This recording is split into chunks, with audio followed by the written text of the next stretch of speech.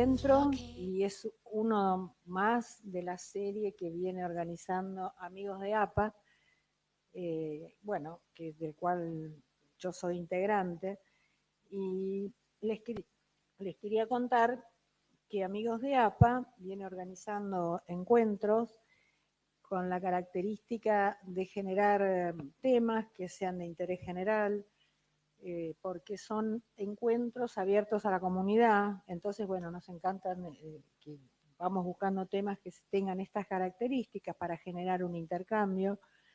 Y bueno, en este camino programamos este encuentro. El tema es el impacto de las crisis económicas sobre el psiquismo y en lo social. Bueno, me voy a presentar. Yo soy María Esther Fredolino y, como les decía, soy integrante de Amigos de APA. Amigos de APA es una comisión, es un espacio que está integrado por un grupo de colegas, entre los cuales están el licenciado Daniel Antar, que acá nos acompaña, que luego voy a presentar, y las siguientes personas: la licenciada María Cristina Grifa, la doctora Aide Coan, la licenciada Liliana Ostroviecki de Perelman, la licenciada Viviana Esdrugo y bueno, y yo quien les habla.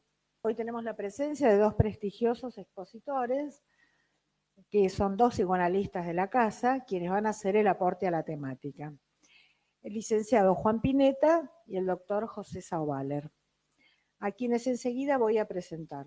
El espacio está coordinado por el licenciado Daniel Antar, a quien voy a presentar a continuación. El licenciado Daniel Antar es psicólogo, psicoanalista, miembro titular de APA y coordinador de Amigos de APA. Bueno, él va a abrir el encuentro.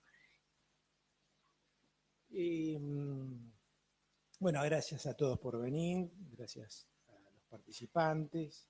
Este tema quería comentarles, antes que nada, lo venimos barajando desde el año pasado, porque pareciera siempre en Argentina, quizás ocurre que siempre estamos como, digo que en Argentina siempre parece que el tema está pensado para el día, ¿no es cierto? Dadas las cuestiones vinculadas fundamentalmente a las crisis económicas, pero lo venimos barajando desde el año pasado y bueno, coincidió creo que en uno de los momentos más complejos, ¿no es cierto?, de la crisis. No sé si digamos va a haber más complejidad todavía, pero bueno, así que nunca más atinado quizás, ¿no?, que hablar de estas cosas. Y está bueno también que eso, ¿no?, que me parece que hace tiempo parece que los psicoanalistas tenemos que ocuparnos más de estas cosas. Algunos dirán que nuestro bastión, nuestro espacio es la clínica. No comparto esa idea, no creo que solamente sea la clínica, creo que nuestro instrumento de pensamiento, creo que el psicoanálisis es un instrumento de pensamiento, aporta la posibilidad de pensar muchas cosas sociales, tal como lo hizo Freud en los últimos años de su vida, ¿no?, que cada vez más pudo, digamos, capitalizar los elementos de la teoría y de la clínica y abordar temas sociales. Me parece que hablar de las crisis económicas es algo que, como dije, debemos abordar porque nos impacta desde muchos lugares. A nosotros como psicoanalistas, desde ya, supongo, no sé qué dirán los colegas, pero nos impactan en los consultorios, nos impactan a nosotros mismos como personas que padecemos las crisis económicas de una u otra manera, impacta sobre un espacio tan delicado como ese espacio que llamamos encuadre, ¿no es cierto?, vulnerándolo, alterándolo, modificándolo, y me parece que estamos convocados más que nunca a poder pensar estas cuestiones para volver a reencuadrar constantemente ese espacio de trabajo que es un espacio elaborativo. Pero yo creo que este tipo de crisis sistemáticas, permanentes, violentan de tal manera que amenazan con subvertir la práctica nuestra de todos los días.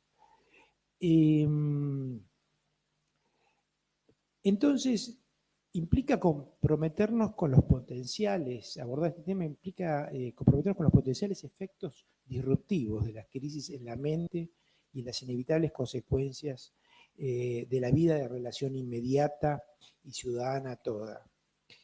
Nos preguntamos varias cosas. ¿Qué efectos, ¿no es cierto?, tiene en la mente de las personas y de la sociedad toda que la moneda, que es una institución, se vea constantemente devaluada?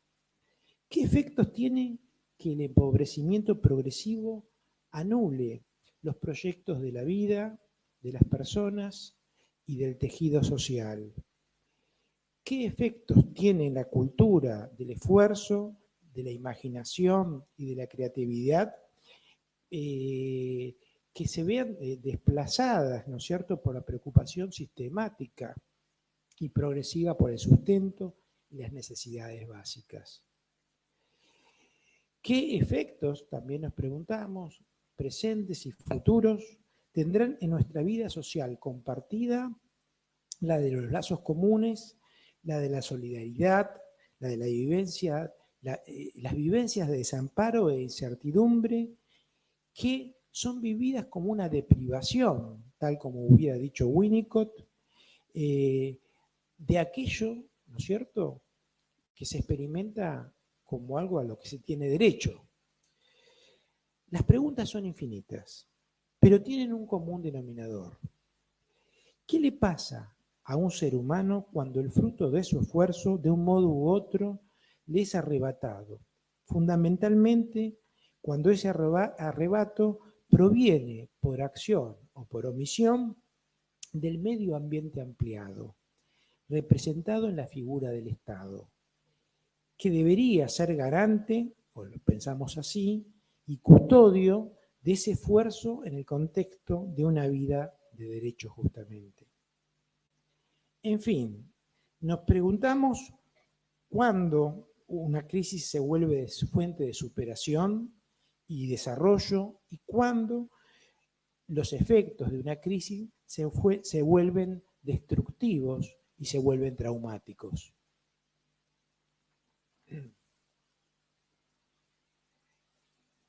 Ya Freud, en un texto maravilloso de sus últimos tiempos de vida, El malestar en la cultura, nos sugirió algunos caminos para entender estas cosas. La pregunta de fondo en aquel texto, podría decir yo, y que se hacía Freud, es ¿qué hace el ser humano con sus pulsiones? ¿Cómo las maneja? ¿Qué hacemos con nuestra emocionalidad, con nuestras pasiones? De la respuesta a dicha pregunta es que de alguna manera se entiende que se desprende la posibilidad o no de un bienestar cultural mayor. En aquel trabajo, Freud señalaba tres fuentes básicas del sufrimiento humano. Por un lado, él decía, bueno, tenemos las inclemencias de la vida, digamos, del mundo exterior, ¿no es cierto? Las que más o menos las dominamos como podemos, pero sabemos que provienen del exterior. Tenemos digamos, la fuente de sufrimiento que proviene del cuerpo, de su deterioro, de las enfermedades. Pero es una cosa que está asumida y que la ciencia la aborda, digamos, de mejor manera cada vez. Pero había un último nivel una última fuente de sufrimiento que subrayaba en especial, que era digamos, el padecimiento que provienen de los vínculos humanos. Decía, ese es el pesar mayor de los seres humanos. Y en este sentido, creo que podemos enganchar las cuestiones de las crisis económicas. Que todos sabemos, de un modo u otro, que las crisis económicas responden en último término a que algo no está bien en nuestra vida compartida. Algo sucede en los estados que se refleja como iniquidad, como indolencia y como acumulación despiadada. Algo del orden de la ley, regida por un contrato social humanizante, se pervierte hacia la zona de un narcisismo cruel e indiferente. Y esto obviamente comprenderán que no es patrimonio argentino, ¿no es cierto? Todos sabemos que si las crisis no sirven para crecer, para elaborar y barajar y dar de nuevo, en algún momento se vuelven trauma. Y si cuando se vuelven trauma, el mismo con el tiempo tampoco es elaborado, se vuelve un trauma acumulativo, como le gustaba decir a Masud Khan. A partir de allí, es bien posible que el efecto desorganizante de esa potencia traumática acumulada no pueda menos que generar como vía de reacción una entropía altamente disruptiva. Freud nos enseñó mucho de esta entropía en Más allá del principio del placer, otro texto exquisito, donde nos señalaba que la situación traumática que vive un individuo y que se vincula a la imposibilidad del manejo de una tensión intolerable para todo el organismo, inevitablemente tiene que buscar el camino de cortocircuito y el intento a través de la repetición de su descarga. Eso es lo que lo llevó a Freud a armar la idea de la pulsión de muerte. Es como sacarme de encima aquello que me hace sufrir y me duele. Hay analistas muy interesantes que se han preocupado progresivamente por cuestiones de la vida social y fundamentalmente de las crisis. Uno de esos fue René Caes. Y nos dice René Caes, toda crisis implica una ruptura de la relación interpersonal e intrasubjetiva en el juego de las relaciones de dependencias de grupos y sociedades. Esto está en un hermoso libro, imperdible y recomendable, que se llama Crisis, Ruptura y Superación. Es un compilado de trabajos de distintos analistas que abordan el tema de las crisis. Así, en el desarrollo individual, un sujeto crece saludablemente cuando puede enfrentar las crisis inevitables de todo proceso de maduración normal. Y lo hace merced a que hay un ambiente facilitador que es capaz de proveer seguridad y por tanto algo fundamental para que las rupturas no se vuelvan catastróficas, un sentimiento de continuidad. Del mismo modo, las sociedades padecen crisis y se desarrollan en función de las mismas. O sea, si todo va bien, se superan. Como dice el dicho, lo que no te mata, te fortalece. Pero, cuando las crisis se prolongan y el entorno no puede ya asegurar un proceso básico de continuidad existencial, en virtud del incremento de la incertidumbre y el desconcierto, lo que sobreviene es un sentimiento de extrema desorganización que conduce al caos y al incremento de ansiedades primitivas catastróficas. El resultado es que los individuos deben entonces defenderse frente a estos niveles altos de ansiedad persecutoria que se crean con estratagemas primitivas que suprimen los niveles de cultura alcanzados indispensables para la convivencia social y una vida fecunda compartida. Se incrementa la destructividad, de ese modo, el narcisismo negativo y la tendencia antisocial basada en la venganza. Para terminar, los voy a invitar a pensar, seguramente con todas las cosas que nos van a invitar nuestros colegas, y debatir cuestiones tales como la noción de catástrofe social como posible derivación de una crisis que lejos de resolverse se acrecienta, que es diferente a la de la natural, que nos hace pensar que ella, a diferencia del caos que implica desorden, nos arrima, como lo han pensado algunos autores, muchísimo a una destitución del orden establecido. También los invito a pensar la diferencia que hay entre catástrofe y dolor. En tanto el dolor puede ser pensado, el efecto catastrófico remite al silencio y a la desorganización de los dispositivos del pensar. También tenemos que pensar en el carácter desubjetivizante de las crisis, de ese efecto de crisis catastrófica donde se establece un recorte de la temporalidad, instalando al sujeto en un puro presente y generando una brecha entre pasado y proyecto, por los efectos de devastación, de vacío y pérdida de sentido. Y en relación con lo anterior, tenemos que pensar el efecto de destrucción del tejido social. En la medida que la discontinuidad traumática que establece una crisis borra en el individuo y lo social su carácter histórico, en el que potencialmente abreva la identidad, y la identidad fundamentalmente de grupo, aquello que los analistas que se dedicaron a hablar de esto le llamaban el núcleo imaginario grupal. Por lo que la memoria entonces, como en proceso identitario, se torna memoria traumática y como tal encerrada en sí misma. En este sentido, se ha dicho que este tipo de memoria transforma a los sujetos en meros testigos, dado que su única prueba es la de haber padecido en carne propia.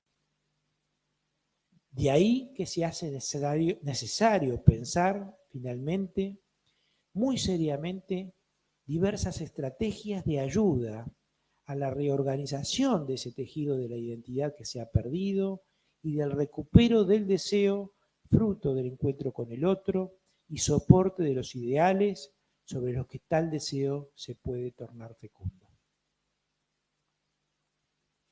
Bueno, muchas gracias, Daniel. Y bueno, ahora sí, le damos la palabra a Juan, que bueno, te voy a volver a presentar para ser prolijo.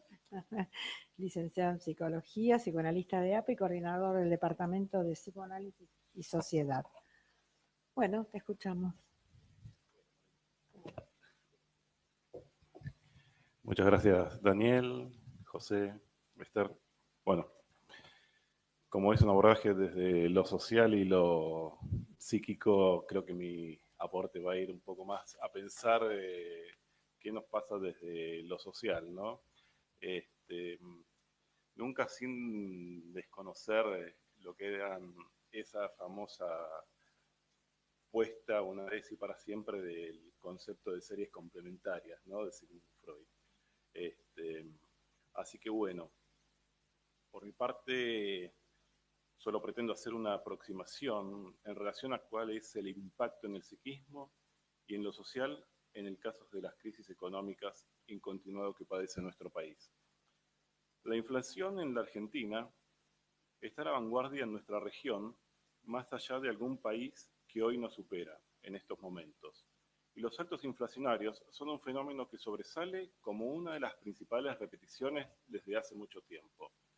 Según especialistas, Argentina es el país que más crisis económicas tuvo en los últimos 50 años en el mundo. Para recordar algunos, por si se han olvidado, Rodrigazo en junio del 75 con un 777% de inflación anual, la hiperinflación de 1989, el colapso del 2001 y luego las sucesivas inflaciones anuales a las que ya estamos acostumbrados, sin olvidarnos de todo lo que fue el escabroso devenir económico del proceso de reorganización nacional, la última dictadura militar. Es una normalidad, y normalidad, como sabemos, no es sanidad. No estoy haciendo historia, solamente estoy poniendo sobre el tapete aquellos traumas que muchas veces se intentan olvidar, reprimir, negar, pero que ineludiblemente dejan marca, como sucede con otros procesos, los militares, por ejemplo. Este es un país donde rige un interrogante acerca de por qué es imposible que todos los argentinos estén bien alimentados con trabajos y con posibilidad de generar proyectos. sustentables en el tiempo. No por algo existen, según se estima hoy, según el INDEC, 304.000 millones de dólares en el colchón, es decir, dinero que está fuera del circuito financiero y bancario en forma legal, pero también se contempla lo que está en forma no declarada e ilegal. Estos 304.000 millones de dólares que están en los colchones de las familias argentinas representan el 85% del PBI. ¿Saben cuánto era en el año 2015? 220.000 millones de dólares. Y en el 2009, 146.000 millones de dólares en el colchón. Es decir, hoy hay el doble de desconfianza en el sistema, en las estructuras financieras y legalizadas que hace 5 años atrás, que hace 10 años atrás. Bueno, yo no soy economista, así que no voy a hablar de economía. Para eso nuestro país tiene muchísimos especialistas que podemos ver en la televisión o como funcionarios que nos explican todos los días y todas las noches cuáles son los problemas y cuáles son las soluciones. Así que en este sentido creo que mucho no puedo hacer. Para eso están los especialistas, los ministros de Economía y los economistas. Yo de lo que puedo hablar, aproximarme un poco nada más, es al efecto que estas inscripciones traumáticas socioeconómicas ejercen como inscripciones traumáticas en la comunidad. Ustedes saben que el Estado a veces es situado, no pocas veces, como el mayor subrogado de los padres, con sus leyes, obligaciones y deberes. En este sentido, para ser metafórico, situaría al Estado como un padre con muchas riquezas que se volvió jugador, ludópata, y que se le ocurrió una vez ir al casino a jugar todas sus riquezas, porque sabía que iba a ganar y al final pierde. Pero bueno, como sabe que va a ganar, va al prestamista y le vuelve a pedir dinero. Y vuelve a jugar porque está convencido de que va a ganar. Y vuelve a perder. Entonces, esta es una repetición que repite de algún modo el ritual felicida, donde se juega toda la riqueza y potencialidad de los hijos, que vendrían a ser los ciudadanos. Tal Cronos que se come a sus propios hijos. Bueno, ya estamos entonces en el terreno de la economía libidinal. Y en ese sentido, lo primero que quisiera subrayar como nota de color es lo que sucede cuando el dólar empieza a tener movimientos ascendentes, cuando aumenta su valor. Todos los medios de comunicación empiezan a emitir alertas. Nos incluyen a todos en un clima de caos y de incertidumbre. Los noticieros ponen en sus zócalos, en palabras gigantes con fondo rojo, urgente, dólar sin techo, hiperinflación. Bien. Ante esta situación, ante este clima que se va generando, que tiene un anclaje en la realidad compartida, algunas personas quedan como hipnotizadas frente al titilante e hipnótico urgente de los medios de comunicación, paralizados sin saber qué pasa y sin poder reaccionar. Esta parálisis es lo que sucede con nuestro aparato psíquico cuando es desbordado por emergentes de la realidad, para lo cual no contamos con recursos suficientes para ejercer una defensa adecuada. Y en este sentido, pienso que es conveniente traer el concepto de Blitzkrieg. Es el más acertado para comprender lo que sucede. Este concepto es un término proveniente de la guerra y consiste en el ataque simultáneo por aire, tierra y mar a un objetivo militar a la misma vez y de forma intempestiva, que es la táctica que usaron los alemanes al principio de la Segunda Guerra para dar inicio a su proceso de ocupación. El psiquismo entonces se queda sin capacidad de respuesta, de poder pensar a largo, mediano ni inmediato plazo. Así como los traumas de la dictadura, de la desaparición forzada de personas que dejaron sus marcas y mucho por elaborar, procesar y reparar, el económico incide de una forma directa en el bienestar de los sujetos. Mucho más en nuestras sociedades occidentales, donde pasamos de la utopía de otros años, de otros tiempos, a el valor del dinero como principal objetivo. Pero no seamos ingenuos. No se trata de decir que el dinero no hace la felicidad. porque aquí se trata de otra cosa. La estabilidad, la seguridad y la confianza hacen a la satisfacción de las necesidades básicas. No se trata ya del celular de última generación, aunque eso es uno de los objetivos del ser de nuestras sociedades, el consumo. Se trata de una estabilidad, si se quiere, una estabilidad dentro de la inflación que tampoco existe. Y esto incluye la posibilidad de establecer un para qué. ¿Para qué estudio? ¿Para qué se pagan los impuestos? ¿Para qué voy a hacer un proyecto a sostener a lo largo del tiempo? En este sentido, ustedes saben que en la Argentina hay una ley nacional de salud mental que toma como determinante de la misma postulados de la Organización Mundial de la Salud y de la Organización Panamericana de la Salud, y que define la salud mental como un proceso determinado por componentes culturales, lo cual es un proceso de cultivo, es un trabajo, generar cultura, por componentes socioeconómicos, históricos, psicológicos y biológicos, cuya preservación y mejoramiento implica una dinámica de construcción social vinculada a la concreción de derechos humanos y derechos sociales de todas las personas. Y entonces, si de salud mental se trata, nuestro país está en deuda con algo que está en el encabezado de la ley 26657, me parece. En otro terreno, me parece que es importante la diferenciación entre los efectos de la realidad objetiva, la realidad compartida, el impacto que genera en la comunidad, en el colectivo social, como marca epocal. En este sentido, lo que se va viendo, y algo adelantó Daniel, es el comportamiento defensivo que se va plasmando a lo largo de la transmisión inter y transgeneracional, porque ya no es inter, ya esto es transgeneracional, que tiene que ver con proteger la economía familiar. La evasión, la elusión de los impuestos, son conductas que se van aprendiendo para convertirse en norma. Obviamente acá traigo lo que tiene que ver con la ruptura, el compromiso con la comunidad, con lo social, la aparición de del estado de emergencia permanente, todo es emergencia, el sálvese quien pueda, y como también adelantaba Daniel, la anulación de la solidaridad, la primacía del egoísmo. Ahora, acá hay otro punto interesante que tiene que ver con otros efectos. En este momento hay mayor pedido de visas, de trabajo y de residencia de argentinos para países que históricamente tenemos ascendencia, Italia, España, etc. Hay un crecimiento de eso. Se reavivan traumas pasados. Es algo sabido, y esto es algo empírico, que los cardiólogos, la Asociación Argentina de Cardiología ha evaluado, ha investigado, que en épocas de crisis aumentan las patologías cardíacas. Y después tenemos el caso del aumento de suicidios. Por ejemplo, lo que fue la crisis en España, se detectó que en medio de la crisis habían aumentado la tasa de suicidio. Ahora, mayor cantidad de suicidios, mayores ataques cardíacos, ¿esto es todo producto de la realidad externa?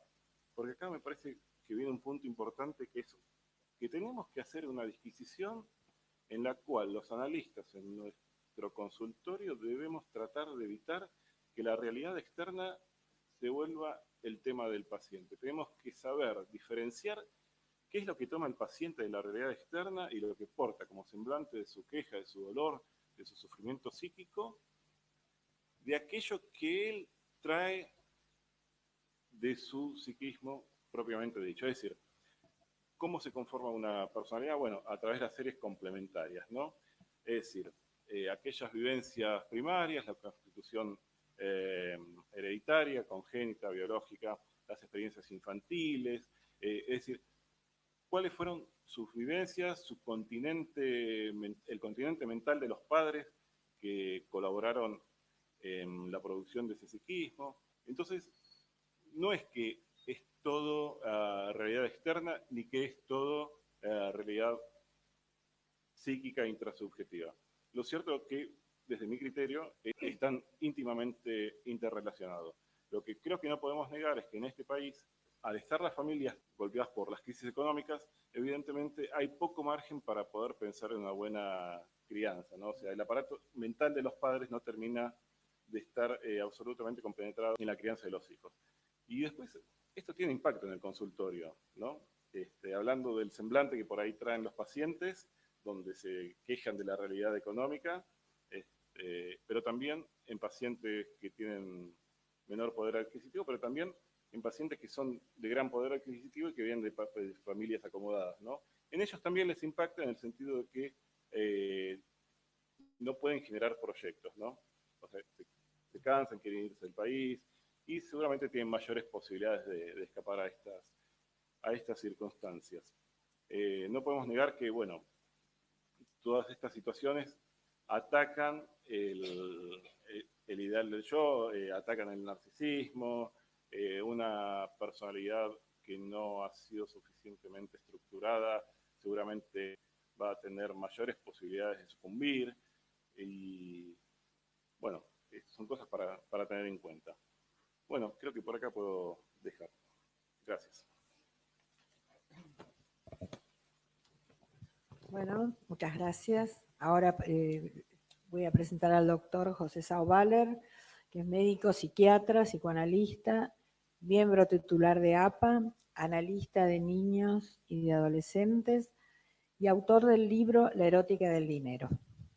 Bueno, lo escuchamos. Hola, buenas noches. A ver, primero es un placer estar acá esta noche. Y Daniel habló de la crisis, particularmente de la crisis destructiva, y se dedicó a pormenorizar la crisis destructiva. Juan se dedicó a hablar de la realidad argentina, que todos conocemos y sufrimos de alguna manera, o de esta crisis permanente que es la realidad económica de la Argentina. Entonces yo pensé que voy a hablar de algo que tiene que ver con el dinero, porque la crisis económica, entonces me voy a dedicar al dinero. Entonces comencemos. Juan dijo algo, dijo, el dinero no hace la felicidad. Hubo un econometrista que ganó el premio Nobel, un economista, creo que lo ganó en el 2011 o 2012, y él hizo una econometría, midió en todos los distintos países, sobre todo en Estados Unidos, él es inglés, cuál es la curva de la felicidad. Entonces descubrió que la felicidad en aquel momento, ahora debe ser un poco más, estaba alrededor de los $75.000 anuales. $75.000 anuales, pongamos 80, 85 con la inflación de los últimos 5 o 6 años en Estados Unidos. Esto quiere decir que si uno tenía más de $80.000 o $90.000, empezaba a decrecer la curva de la felicidad. No es que a partir de ahí uno era feliz. A más, o sea, lo que él descubrió es que cuando se llega a un nivel donde la preocupación por el dinero empieza a ser permanente, y qué hago con esto que me sobra, y dónde lo invierto, y cómo lo guardo, y cómo lo ahorro, y digamos, a medida que aumentaba la capacidad económica, la felicidad medida en supervivencia, educación, disfrute, una serie de ítems que fueron medidos econométricamente, empezaba a decrecer. O sea que no es que el dinero hace la felicidad, sino que mucho dinero puede hacer infelicidad. Esto me llevó a pensar cómo pensar el dinero, y haría un postulado, digamos, y voy a explicarlo y voy a hablar de 3 cosas. Del origen del dinero, de cómo pensar el dinero, y de los distintos representaciones que uno tiene en relación al dinero, que no es lo mismo en todas las personas. El dinero se inventa en el siglo VI a.C., en el 615, más o menos en el 600, en una región de Grecia que se llamaba Lidia. Era un pequeño país que queda en este momento sobre Turquía. Quiero decir, antes existía intercambio, pero no existía dinero. Existía el trueque, existían distintos valores que se usaban como referencia. Pero lo que inventa Creso, que era el rey de Lidia, es un estándar, una medida estándar que empezó a significar lo mismo. O sea, agarró una moneda, agarró un pedazo de metal, en ese momento de electro, que era una aleación, le puso un sello y dijo, esto vale tanto. A partir de ahí se inventó un valor que sirve para comparar cualquier cosa. Si yo tengo vacas y vendo una vaca, puedo comprar en este momento, supongamos, 30 pares de zapatos o, qué sé yo, media vacación. La relación entre una vaca y un pasaje de avión no existe, salvo un significante simbólico que se llama dinero, que permite comparar todos los valores entre sí.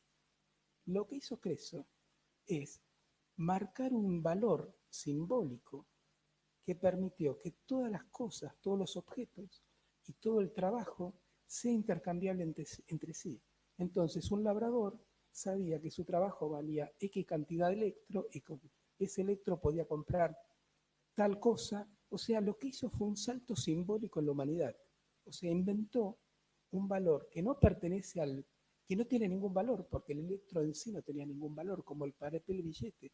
Actualmente no sirve para nada, no sirve para escribir, no sirve para envolver, no sirve para, ni siquiera para hacer avioncitos, es muy pesado para hacer avioncitos, porque los chicos no pueden jugar con el billete haciendo avioncitos, y sin embargo nos permite comparar y comprar todo. O sea, esto implicó un salto simbólico en la humanidad. Esto implicó que cuando llegaron los romanos, estamos hablando del siglo II a.C., para que nos ubiquemos, el dinero ya existía el intercambio, ya existía la moneda, y esto es para aliviarnos. La primera hiperinflación no la hicimos los argentinos, vienen de la época de los romanos. O sea, Nerón fue un reinado hiperinflacionario. ¿Qué es lo que hicieron? Como necesitaban más dinero para mantener sus ejércitos y comprar comida, empezaron a poner menos plata y menos aleación en cada electro. Al principio, es decir, le dieron a la maquinita en Roma. Al principio, esto funcionó, hasta que la gente se avivó que había menos aleación, con lo cual empezó a consumir más electros, con lo cual se generó desde la antigua Roma ya circuitos hiperinflacionarios.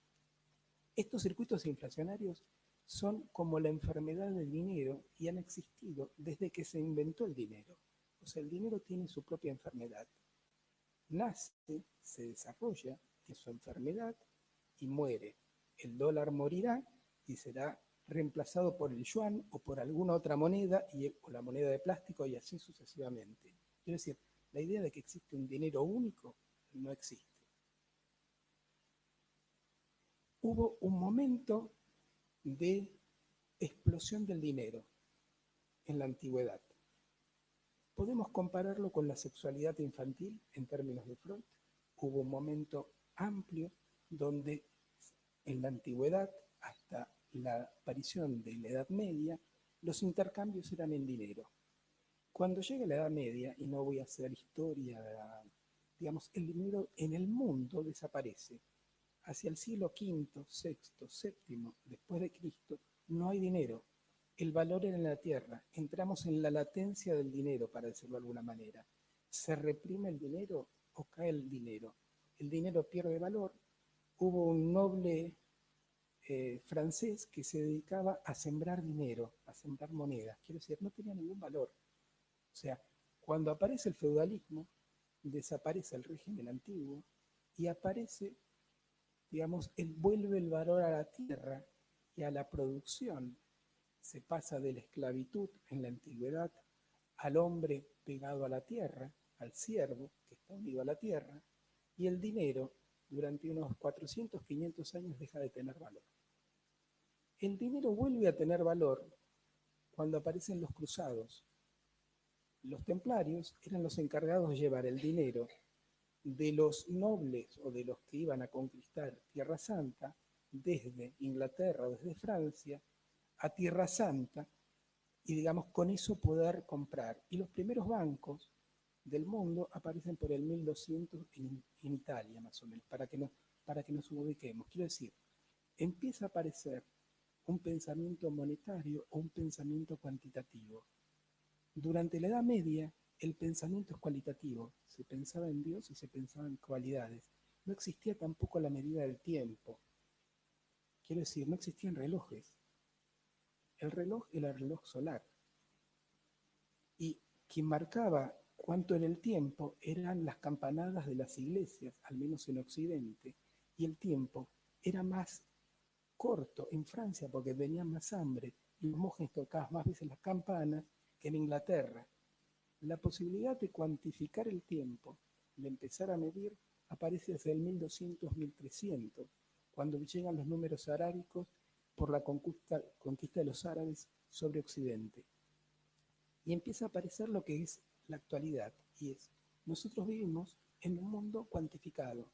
Medimos dinero, medimos tiempo, medimos duración de las sesiones, medimos cuánto tardamos en llegar, cuánto venimos. Si uno empieza a pensar en cómo el dinero se va convirtiendo en el dinero que es número, una unidad de número, se ha convertido en lógica de pensamiento, y pensamos cómo pensamos, vamos a darnos cuenta que nos la pasamos pensando en números y haciendo cuentas. Cuentas que no tienen que ver solo con el dinero, tienen que ver con el dinero, con el tiempo, con las distancias, con los objetos que tenemos. Y entramos en lo que uno podría llamar en la pubertad y madurez del dinero, que es el momento actual, el surgimiento del capitalismo. El capitalismo implica la aparición de un pensamiento cuantificado donde todo se mide en relación a dinero. Primer punto para pensar el dinero. Ahora, ¿cómo apareció en la antigüedad el dinero? ¿Para qué servía?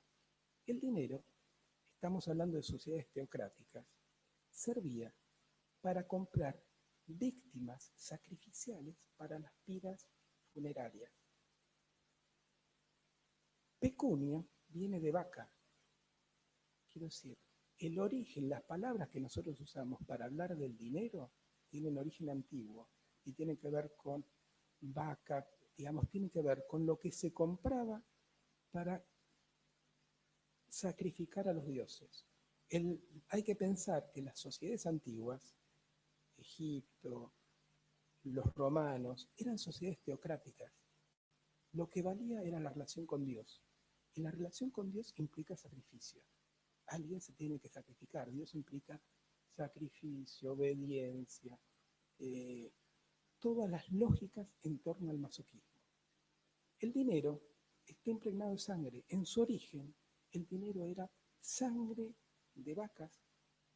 En la antigüedad, las vacas o las víctimas animales remiten a sacrificios humanos. El dinero tiene que ver con algo de la sangre, con algo del masoquismo, con algo del sufrimiento. Todo el mundo que piensa en dinero en algún lugar, de alguna manera está sufriendo. O porque tiene, o porque no tiene, o porque el otro tiene más, o porque a uno le falta. Más allá de que desde ya, si uno no tiene para alimentar a un hijo, o para curarse, o para tener un abrigo, implica un sufrimiento. Pero salvando o pasando más allá de la supervivencia, digamos, de las pulsiones de autoconservación, para decirlo en términos freudianos, digamos, de las necesidades básicas, todo lo demás implica algún tipo de pensamiento sufriente cuando uno piensa en dinero. Primer punto. Segundo punto.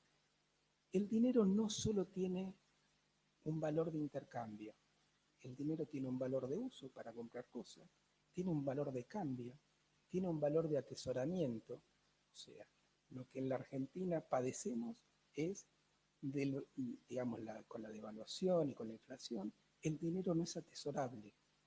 Digamos, entonces uno no lo puede conservar. Lo que está en la Argentina en crisis no es el valor de cambio. Uno va con billetes y puede comprar lo que quiera. El asunto es que no lo puede atesorar. Entonces la inflación ataca al valor de atesoramiento del dinero. Tiene un cuarto valor, que es el valor de don, el valor de entrega, de regalo, de sacrificial. Las sociedades antiguas obtenían ganancias para ser sacrificado ante los altares. De la misma manera hay, por ejemplo, distintos rituales. Un ritual que se llama el potlatch, que lo usan los indios americanos, que se usa en Australia, donde se reúnen las familias y una vez por año destruyen sus bienes. Aquel que destruye más bienes es el más honrado del grupo, aunque después se va a morir de hambre el resto del año, porque destruyó su cosecha. Pero hay una suerte de valor de entrega o amoroso en el dinero sacrificial. Viene el cumpleaños y uno dice, ¿qué le voy a regalar? Y inmediatamente piensa, ¿cuánto voy a gastar? 2.000, 3.000, 1.000. ¿Y cuánto me devolvieron en el regalo? Yo regalé de tanto y me han devuelto de tanto. Hay un valor de entrega, digamos, de sacrificial, de don en el dinero, y hay un quinto valor que tiene que ver con el signo. Si yo tengo el último iPhone, valgo más que si tuviese el iPhone 5 o un Samsung Berreta. Y de acuerdo a la ropa, al auto, a la casa donde vivo, me voy ubicando en un grupo social, incluido dentro de una sociedad y enfrentado a otro grupo social. Yo pertenezco a la clase media y estoy enfrentado a otro grupo que no pertenece a la clase media porque pertenece a la clase alta o a la clase baja. Y en función de mis acreencias, de mi dinero y de los signos que esto representan, me voy ubicando con mis pares y enfrentando a los otros. O sea, haciendo una situación de pertenencia y no pertenencia. Me da una identidad social, para decir.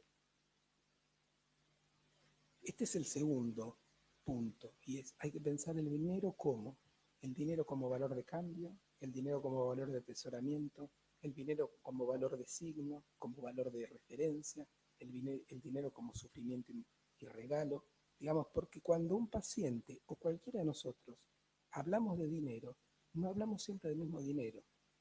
El dinero que conseguí de tal paciente es para pagar las expensas, y el dinero que recibo de mi hijo, de mi padre o de mi mujer es para otra cosa, y están separados como si hubiese cajas.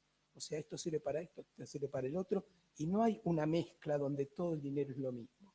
Quiero decir, en algún momento es valor de uso, en algún momento es valor de cambio. Hay como un mapa donde cada uno va marcando los distintos dineros. Por último, el dinero no significa para todos lo mismo, porque en todos tenemos distintos mundos pulsionales, distintas defensas y distintas estructuras psicopatológicas. Entonces, uno puede decir que de acuerdo a la prevalencia o a las distintas estructuras psicopatológicas con las cuales cada uno de nosotros nos movemos, el dinero tiene distintos valores. Supongamos, todos sabemos, porque Freud lo ha trabajado, el valor del dinero para el obsesivo. El control, el orden, la caca, el dominio que se hace sobre el dinero y el dominio que implica el dinero sobre los deseos de los demás. Pero si uno piensa en el dinero de un fóbico, el dinero es algo para conquistar o ser conquistado. O sea, el fóbico conquista el espacio. No es que se quede en un lugar. Busca lanzarse o está atemorizado. Y no es lo mismo controlar que no animarme a gastar. A ver si se entiende. Es diferente. Y si pienso en el dinero del psicópata o del sociópata, es un dinero de venganza. O sea, me sirve para atacar al otro y para destruirlo. Y si pienso en el valor del dinero, para un melancólico implica el amor. ¿Me quieren o no me quieren? ¿Soy considerado o no soy considerado? O para el histérico tiene que ver con el impacto estético que pueda causar en el otro. Con cuán lindo soy, o cuánto me van a admirar, o billetera mata galán, para decirlo de alguna manera. Y en el esquizoide implica el ser. En tanto tengo, soy, y si no tengo, no soy. Todos estos dineros, para decirlo, todos estos valores del dinero están metidos en la cabeza de todos nosotros, con prevalencias en tiempos, en momentos o en psicopatología. Entonces, cuando nosotros pensemos,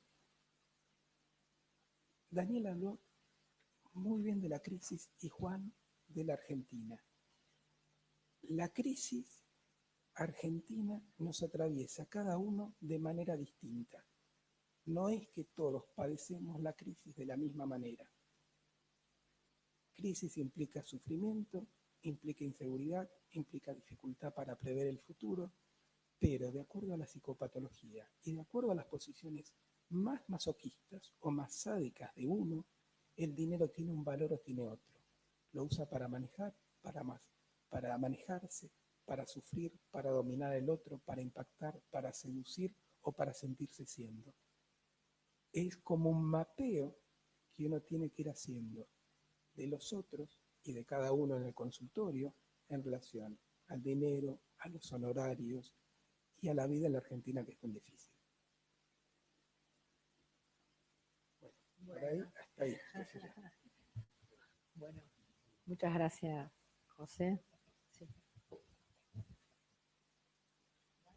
Muchas gracias, muy, muy interesante. Aparte, la verdad que la historia del dinero es hermosa, como la describiste. No, estaba pensando en el dinero como el principal mediador de la relación con el otro en nuestras sociedades, ¿no? Estaba pensando en esto de que venimos inermes al mundo y lo que nos hace ser es siempre esa relación con la madre en primer lugar, con el padre, qué nos dan, qué les damos, ¿no? Todo el juego de las etapas. Te quería hacer una aclaración. Yo no dije que el dinero no hace la felicidad. El mismo estudio, creo que es el mismo. Lo que dice es que el dinero es condición necesaria, desmitificando que el dinero no hace la felicidad. O sea, esto que vos decís es exactamente este informe. Y que es necesario, no, pero no condición suficiente, ¿no? En ese sentido, también se hablaba del contexto de quienes escriben sobre economía, porque muchas veces quienes escriben sobre economía lo escriben desde su propio contexto, ¿no? Que creo que es el laburo que tenemos que hacer nosotros los psicoanalistas cuando estamos con nuestros pacientes, que es despegarnos de nuestra propia historia, de nuestras teorías, para poder tener una escucha donde respetemos el contexto del paciente, ¿no? Y ahora estaba pensando en esto de la dependencia del infante del otro, de la dependencia del adulto en relación a los otros. Vos bien dijiste que, bueno, los adultos dependemos del mundo externo y para apropiarnos de parte del mundo externo que nos den seguridad necesitamos ese dinero que nos otorguen sanidad, educación, seguridad de alimentos, etcétera, ¿no? Pero también, evidentemente, hoy estamos en una situación donde el dinero nos sirve y cada vez esto se ve más en lo que se llaman las nuevas patologías o patologías ampliadas, donde el consumo de objetos hacen a la constitución del ser, ¿no? Esto, tengo y soy, si no tengo, no soy nada, ¿no? Y eso me parece que es parte del zeitgeist, del epocal, ¿no? Del espíritu de la época, ¿no? No es lo mismo un argentino que consume carne de vaca que que en la India donde no se consume, sino se la contempla, se come otra cosa y son felices. Tenemos otras culturas. Así que, bueno, no, esto por ahora. Lo que sí me parece es que en esta mediación, el neurótico, todos somos neuróticos, creo, ¿no? El dinero es una mediación y se supone que en determinados países hay reglas claras sobre el uso del sistema monetario que te da una cierta estabilidad, unas ciertas coordenadas en el uso del dinero. Uno sabe más o menos a qué atenerse. Puede tomar distintas posiciones sádicas de control, bueno, etcétera. Pero acá tenemos un componente catastrófico que es, bueno, estas reglas del dinero cada tanto se desploman, ¿no? Y esto tiene el impacto en el psiquismo sumado a la predisposición. Bueno, no sé si alguien quiere comentar algo, hacer alguna pregunta. Sí. En relación a lo que decías vos recién, ¿no? En realidad, tratando de... Me viene esto como una ecuación, ¿no? ¿Cuál sería el resultado de si Shakespeare, en vez de escribir ser o no ser, es tener o no tener, ¿no? Y me parece que ahí tiene que ver con lo que puede ser el capitalismo, con los sistemas políticos. Entonces, me preguntaba y me parece que es como poner al hombre como condición de no humano, sino como mercadería. Como mercadería inclusive utilitaria dentro de un sistema de producción, ¿no? No se cuida al hombre, sino, y eso me viene como la cosa del tiempo en relación al psicoanálisis. Yo no soy psicoanalista, hago terapia, pero una de las cosas que también me veía o que voy viendo con amigos y con experiencia de vida es que el tiempo cada vez pertenece más al hombre, ¿no? Como experiencia, como proceso. Cada vez está más como hámster y más acelerado. Entonces, no sé, me atrevo a decir que el psicoanálisis tal vez en adolescentes o en chicos se busca la eficiencia, ¿no? La pastillita para que se ponga atención en el colegio y que no sea, a eso me refiero, ¿no? Son muchos temas, me parece, pero me parece muy interesante poder que podamos pensar cada uno, ¿no? Desde su lugar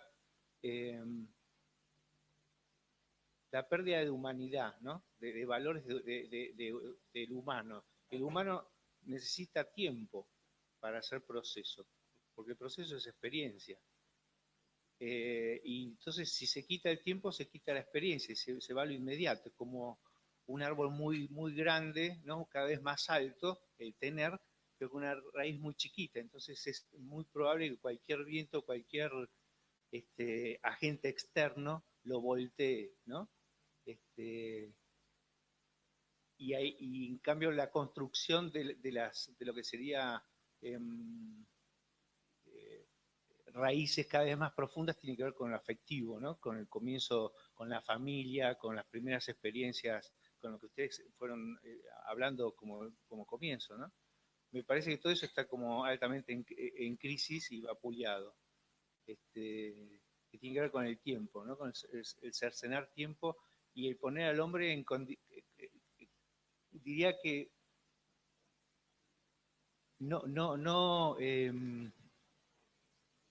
no ingenuamente en términos de exitismo versus felicidad, ¿no? Y el exitismo tiene que ver con eficiencia, ¿no? Entonces tenemos que preparar a los chicos y tenemos que preparar a nosotros como si fuese una carrera, lo hablaba con un amigo yo el otro día, siempre como en carrera, ¿no? Pero a su vez una carrera como si fuéramos hámster. Pero hámster que a su vez nos va pasando el tiempo cronológico, emocional, físico, y estamos como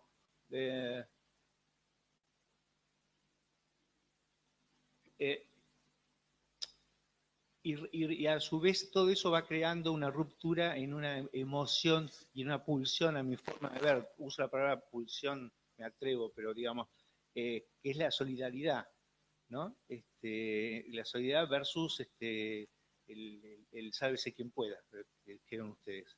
Tan impreso, creo yo, en la sociedad argentina, ¿no? Creo que en las sociedades occidentales, pero mucho más, por lo menos, que es la que yo vivo en la sociedad argentina. Entonces, es como una cosa de, no importa el otro, o importa, o hago que me importe, pero no me pasa como experiencia, ¿no? No me atraviesa. Es discursivo o es social, ¿no? Bueno, eso son pensamientos que me movilizó todo lo que ustedes van diciendo. Viviana. Bueno, gracias a los tres, muy buenos todas las exposiciones. Pensaba un poquito, a ver, Daniel, vos hablabas de traumas acumulativos, ¿no? Como esta repetición de las crisis económicas, que seguramente se va a juntar lo externo con lo interno de una persona para que se viva de determinada manera. Y vos también hablabas, Juan, ¿no? Como de esa relación entre lo externo y lo interno de un paciente. Pensaba, no sé, después de las PASO, ese día, el otro día, el lunes en el consultorio, cuando venían los pacientes y estábamos nosotros involucrados como ciudadanos, ¿no? Como personas, y venían los pacientes muy movilizados, y cómo no, digamos, cómo tomar la realidad externa que traía el paciente, pero no quedarnos solamente en eso, ¿no? Cómo poder anudar eso que traía el paciente sin desestimar la realidad, pero enlazándolo con lo que veníamos trabajando y con su subjetividad. Eso me parece como importante de lo que decía Juan. Y después me parecía bárbaro, José, todo el rastreo que vos hiciste del dinero y todos los significados, y se me ocurría también el dinero con la autoestima, el dinero con el sentimiento de sí. Qué valor también desde la autoestima le damos al dinero, ¿no? Donde hay gente que le da vergüenza al dinero, gente que lo expone, que necesita que el otro lo vea. De acuerdo a cómo se fue armando la autoestima, también va a tener una relación con el dinero. Muchas gracias, Vivi. Allá, sí, no sé tu nombre. Pamela. Muchas gracias. ¿Qué tal? Buenas noches. Yo me preguntaba, ¿no? En relación a esto de las patologías con el valor del dinero, ¿cuál será un poco la patología que a nivel sociedad toda nos atraviesa, ¿no? ¿Qué valor como conjunto le damos? Porque tenemos estos ciclos que se repiten, ¿no? Y es como que siempre terminamos parados en el mismo lugar y con la misma problemática. Bueno, lo más evidente es el tema de la hiperinflación. Y bueno, yo hoy padezco algunos temas económicos que me atraviesan difíciles ahora, que son los mismos, exactamente los mismos que le pasaron a mi padre hace 20 años y que son los mismos que mis padres contaban que les pasaron a sus padres. ¿No? Está bien, también tendrá que ver lo subjetivo, obviamente, pero es lo mismo, ¿no? Y es como, a veces también vemos que nos la estamos por pegar de frente como sociedad y seguimos, hasta que la realidad es como que, bueno, nos pone un límite. Pero bueno, esa era mi reflexión. Bueno, muchas gracias. Obviamente, digamos, estos temas son arborescentes y tienen un montón de avenidas, ¿no?, que uno puede tomar. Pero creo que un debate que se va instalando es qué es interno, qué es externo, ¿no? Y por ahí es interesante pensar al ser humano como algo que no es. La palabra individuo es un problema, ¿no es cierto? Ha creado un problema. Y el aparato mental es un aparato grupal. No existe algo que sea un individuo de por sí. Tomando un poco lo que, digamos, traes vos, de lo que se repite a través de... Seguramente uno podría pensar con un paciente, digamos, ¿no?, que se reitera, que se repite, cómo se resignifican las crisis de los padres, de los abuelos, pero es imposible escindirlo. Winnicott decía, ¿no?, cuando atendía pacientes, época de guerra, está todo muy bien, pero están tirando bombas afuera. O sea, no podía escindirse de un hecho que afectaba directamente el trabajo que uno estaba realizando. Uno escuchaba las bombas. Entonces, creo que, digamos, es muy interesante, ¿no?, los desarrollos que se hicieron a partir de la idea de un aparato psíquico grupal. Es inevitable pensar, ¿no es cierto?, que, como mencioné, el Estado, ¿no es cierto?, como un, digamos, estamento que de alguna manera liga a los individuos, ¿no?, y que debería, uno piensa, ¿no?, sostener el contrato social y la vigencia de la norma, de la ley. Algo pasa cuando obviamente, ¿no es cierto?, atravesamos crisis económicas a repetición, donde el aparato psíquico individual, para hacer una discriminación de lo que estamos hablando, está inextricablemente ligado a lo que ese Estado le hace de alguna manera al individuo. Es imposible que ese individuo no se vea atacado y es imposible, dada la historia de cada sujeto, que no se resignifique de una determinada manera particular.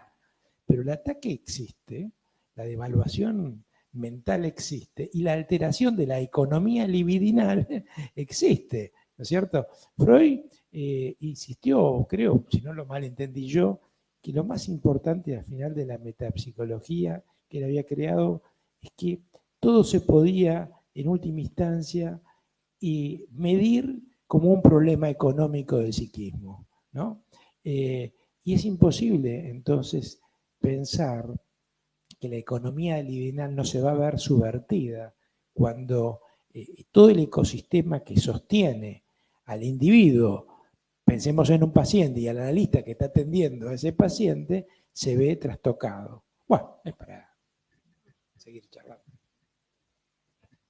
Liliana, bueno, no sé dónde está el micrófono. Ah, bárbaro. Bueno. Sí, quería mencionar algo. Pasa. Sí.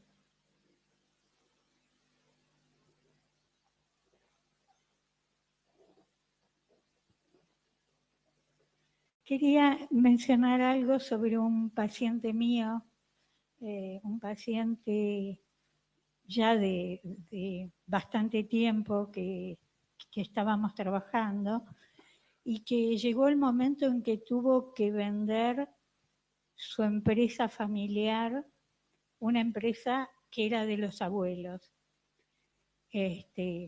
casi quebrado, ¿no? Y tuvo que...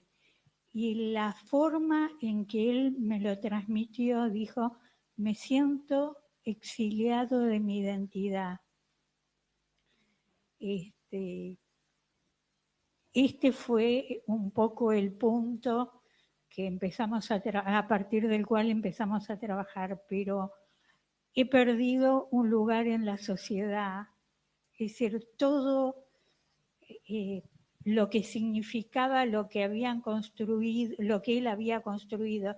Y él dijo, yo tenía una identidad construida y ahora, bueno, me siento exiliado de ella.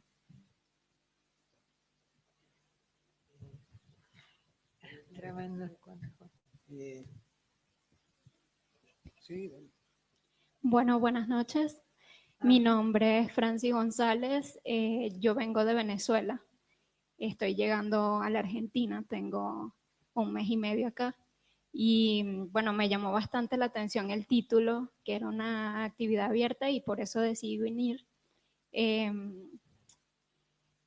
Me gustaría saber desde el abordaje psicoanalítico, le comentaba a una persona que me preguntaba, en realidad yo soy psicólogo, pero el psicoanálisis allá en las universidades no lo vemos, o sea, lo vemos como una corriente en una materia, pero después no lo volvemos a ver más. Entonces, me gustaría saber desde el abordaje psicoanalítico cómo encarar a las realidades del paciente, que aparte de lo económico y lo simbólico que representa el dinero, padece de la carencia de los servicios básicos y la ruptura de la emoción en los vínculos afectivos. O sea, si ustedes han tenido a alguien de Venezuela, por ejemplo, que se haya psicoanalizado o que esté yendo como paciente, y cómo han abordado desde el psicoanálisis esa situación que estamos viviendo en estos momentos. Por ejemplo, ayer subió el sueldo mínimo de 20.000 a 300.000 bolívares. Los 300.000 bolívares alcanzan para un cartón de huevo y medio kilo de queso. Entonces, o sea, son contextos bastante fuertes y quería saber si ustedes habían tenido la experiencia con algún paciente y cómo les ha ido, cómo... Bueno, gracias por la pregunta, muy movilizante, por cierto. No sé si alguien quiere... A ver, empecemos por lo último, por Franci.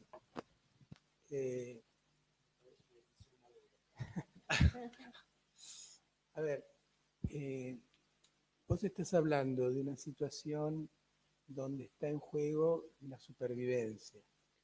Entonces, en una situación de extrema problemática, donde está en juego la supervivencia, uno trata de sobrevivir. Después, porque todo abordaje psicológico implica un después, un repensar qué pasó o qué te pasa con eso que pasó. No es con lo que está pasando ahora, sino qué me pasa con lo que me pasó ayer que no le pude dar de comer a mi hijo, esta mañana que no le pude dar de comer a mi hijo. Esto inevitablemente, más allá del dolor, lo arrasador que es la situación, se inscribe en cada uno de una manera particular.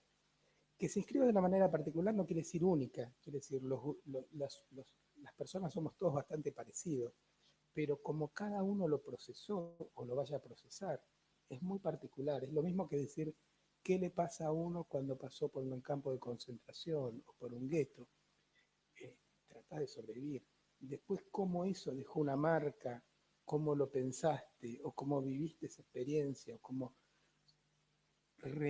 enfrentás esa experiencia, es más allá de los contextos muy, a ver, en grupos individuales, para decirlo de alguna manera, no cada uno por uno, pero hay algunos que lo enfrentan de una manera y otros que lo enfrentan de otra manera.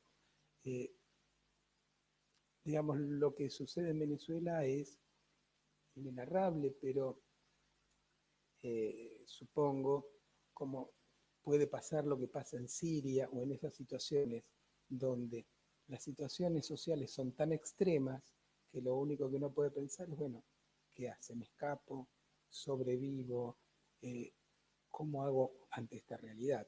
No sé si hay muchas más respuestas en el presente. Puede haber respuestas de aquello como fue significado o vivido. No sé si podemos decirte mucho más frente a que por mes puedas comer un huevo. No sé qué decirte eso. Lo que uno puede saber acá es que frente a las situaciones de miseria estructurales que existen en Argentina, las distintas personas las atraviesan de maneras distintas. Quiero decir, cuando digo en grupos, quiero decir, no es que cada uno es totalmente distinto al otro, pero uno puede hacer un mapeo de aquellos que se sobreponen, de aquellos que se dejan morir, de aquellos que se hunden, de aquellos que se ponen hostiles y violentos con todo el mundo. Uno puede hacer un mapeo general de reacciones humanas frente a situaciones de extrema gravedad. Y esto me lleva a la Argentina. En los años del 2000, 2000 y pico, los economistas hablaban de 4 tipos de sociedades. Hablaban de las sociedades desarrolladas, de las sociedades subdesarrolladas, de Japón, que nadie entendía por qué, que es un cacho de una isla de piedra, y de Argentina. Quiero decir, son los 4 fenómenos económicos del mundo. O sea, ¿por qué Argentina viene viviendo una crisis desde hace más o menos, desde el 50 años más, desde el pico de crecimiento fue en 1914, 1918. A partir del 18, la Argentina empezó a decrecer. Llevamos cerca de ¿cuánto? 90 años, 70 años, más o menos, de crisis y de crecimientos. Sí, en 1914 fue el pico, 1914, 18, sí, algo así, 18 fue el momento equivalente del PBI, digamos, donde la Argentina podría haber sido Australia o es Argentina. Es ahí, digamos, ese es el punto en la curva máximo de cambio. A partir de ahí la Argentina, la década del 30, digamos, ha venido, digamos, década tras década en crisis. Esto es, todos los economistas se preguntan qué pasa en la Argentina.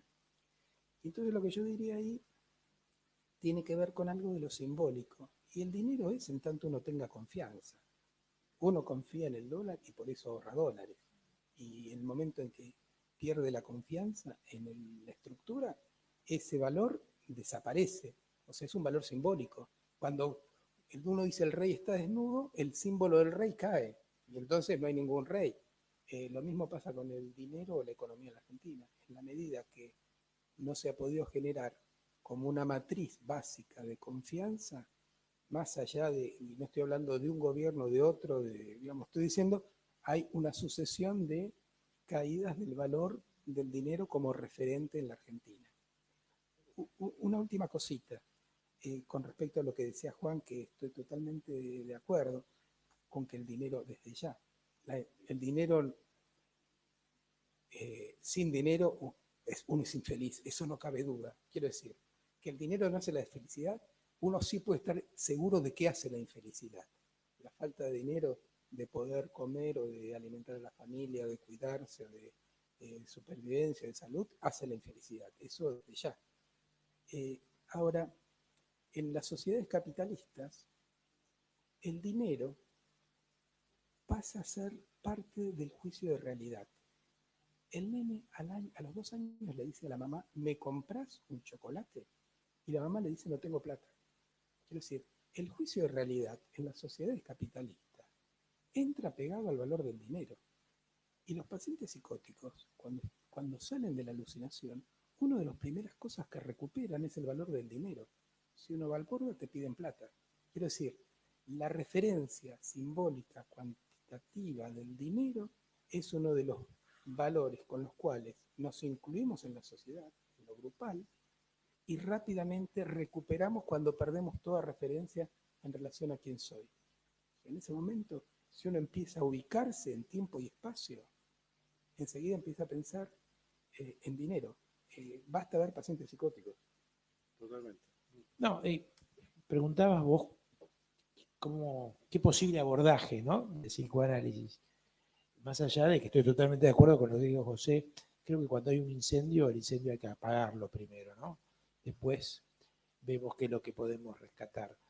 Pero, así todo, creo que el psicoanálisis puede aportar algo a las situaciones de crisis y se han estudiado. Cuando pasa algo como lo que pasa en Venezuela y en otras partes del mundo de distintas maneras, en las crisis migratorias y demás, lo que se rompe yo hablé de ruptura, hay una ruptura y lo que se rompe es una relación con lo que se llama, o lo que se ha dado a llamar psicoanalíticamente el contenedor, ¿no es cierto? El Estado representa en su mejor función una función de contenedor, que sería el equivalente del medio ambiente facilitador del niño, ¿no?, la madre y el ambiente más ampliado. Es muy interesante por ahí verlo así, porque el contenedor es el que asegura el reencuadramiento, cuando hay una ruptura, ¿no es cierto?, del encuadre. Un exilio supone una ruptura de un encuadre increíble, ¿no?, con efectos de todo tipo. Yo creo que sería muy válido trabajar fundamentalmente en grupos, en ese sentido, de migrantes, de exiliados, y recomponer simbólicamente la idea de contenedor en la terapia de grupo, lo cual no excluye obviamente el trabajo individual, ¿no es cierto?, paralelamente. Y el contenedor es un concepto de la noción que viene, digamos, que tiene una raigambre bioniana, que tiene que ver justamente con la función mental de la madre de Reverie, o sea, de transformar, ¿no es cierto?, las ansiedades primitivas del bebé, vinculadas al desamparo, a la incertidumbre y a las ansiedades catastróficas, y transformarlas, como decía Bion, en función alfa, en funciones que aseguren la capacidad simbólica, ¿no es cierto?, y de reconstitución del tejido mental. En ese sentido, creo que el psicoanálisis puede hacer mucho, recomponiendo la idea de contenedor. Algo tiene que hacer de contenedor para recomponer el contenedor que ha fallado, justamente. Bueno, da para mucho. Creo que Juan querías hacer un comentario. No, muchas cosas. No, igual te iba a contestar lo mismo. No, bueno, es que estamos en la misma línea. Acá en Argentina, en lugares como Villas Miserias o zonas muy pauperizadas, la gente no sabe qué hacer, y cuando se agrupan y forman una comunidad, pueden empezar a pensar y hacer acciones en conjuntos, desde instalar un comedor colectivo. Bueno, es rearmar o armar de cero un tejido social para contraponer el poder de esa comunidad que se forma, para poner una fuerza frente a algo mayor que es la realidad, ¿no? Yo no sé por qué pasa lo que pasa en Argentina. Sí tengo claro que en la guerra de la Triple Alianza, ya que estamos haciendo un poco de historia, la Argentina, Brasil y Uruguay hicieron desaparecer a una potencia que estaba emergiendo, que era Paraguay. La diezmó. Le eliminó la gran mayoría de hombres que tenía, y hasta hoy sigue sufriendo esas consecuencias. Paraguay iba a ser una potencia. Evidentemente hay fuerzas mayores económicas que provocan este estado de cosas en la Argentina. Ahora, frente a eso no tenemos la solución. Lo que podemos ofrecer son bueno, cómo armarnos psíquicamente, psicológicamente, comunitariamente, para tratar de hacer frente a estas cosas mientras se espera ese cambio que no sé si va a venir, porque dentro de los informes hechos por grandes consultoras que trabajan para los grandes tenedores de dinero del mundo, anuncian que en los próximos 10 años se va a ampliar la brecha entre ricos y pobres. Otra cosa que quería comentar, vos decías, bueno, cada uno está más pendiente de su tiempo, ¿no? Y yo decía, bueno, pero el tiempo no le pertenece en realidad.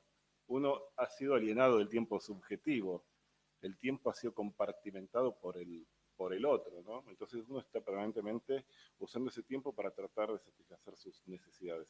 Y en este punto, apelando a Moisés, antes se prometía que después de un rodeo, después de un esfuerzo, iba a haber algún tipo de recompensa. Pero hoy esa recompensa ya no existe, ¿no? Los bienes que adquirimos o los bienes que fabricamos, el proyecto de vida es un proyecto, es un bien, pierde vigencia inmediatamente. No solamente tenemos el celular que se cambia, sino carreras que van perdiendo sentido de estudio porque aparecen otras y de pronto se va modificando, un poco lo que hablábamos con José Sauvaler, ¿no? Estas cosas que aparecen tipo Uber que de pronto modifican todo el escenario económico del transporte, ¿no? Sumarle a eso, bueno, las crisis económicas que es otro plus. Bueno. Bueno, no sé si alguien quiere hacer algún otro aporte, alguna pregunta.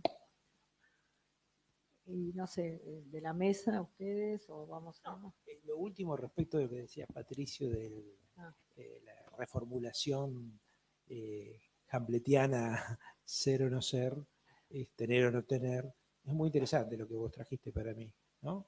Porque justamente es el deslizamiento hacia la problemática del poder la que pervierte la idea del ser.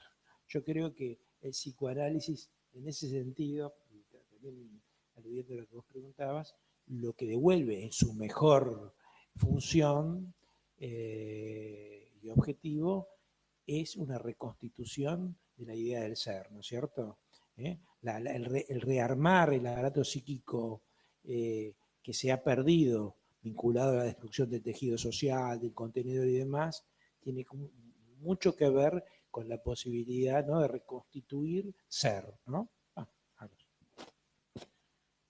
Bueno, realmente muchísimas gracias, han sido buenísimas las exposiciones. No sé si alguien más quiere comentar algo, si no, con todo el plan. Ah, cómo no, sí, ahora ponemos un kiosquito de préstamo. Bueno, les queremos agradecer a los expositores que han sido súper interesantes, a todos los presentes que hayan concurrido esta noche acá a compartir este encuentro. Muchísimas gracias.